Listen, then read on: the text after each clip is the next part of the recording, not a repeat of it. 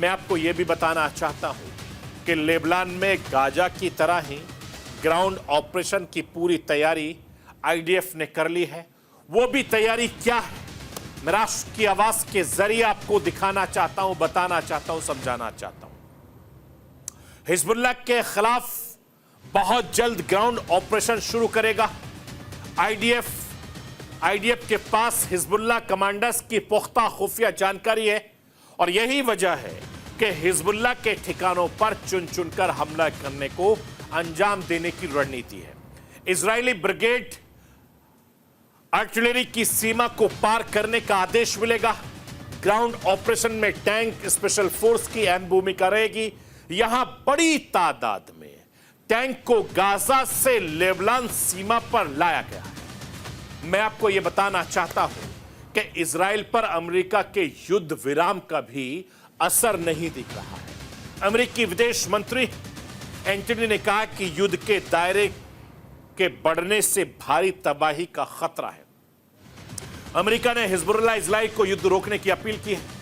America को France के साथ साथ यूरोपियन संघ, जापान, जर्मनी, सऊदी अरब, संयुक्त अरब अमीरात और कतर का भी साथ मिला है।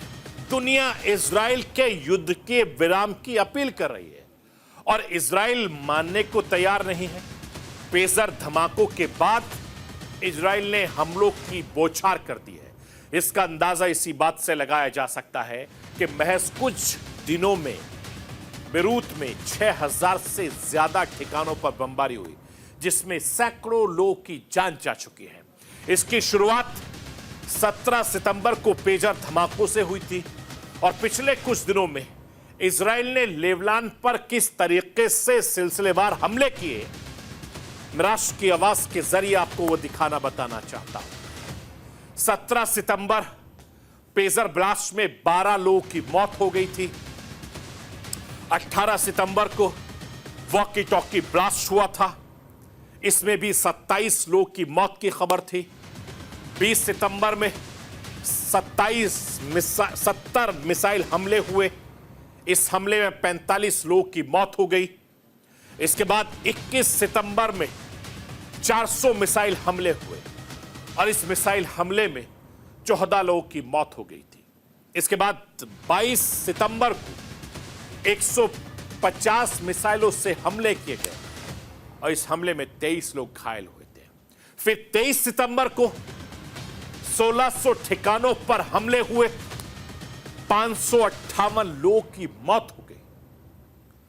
24 सितंबर को बेरूत पर हमला हुआ, 6 लोगों की मौत हो गई।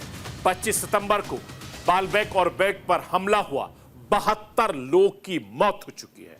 अंदाजा लगाइए कि इन हमलों में कितने लोग अभी तक मारे जा चुके हैं, कितने लोग बेगुनाह लोग लापता हैं, कितने बेगुनाह लोग घायल हैं।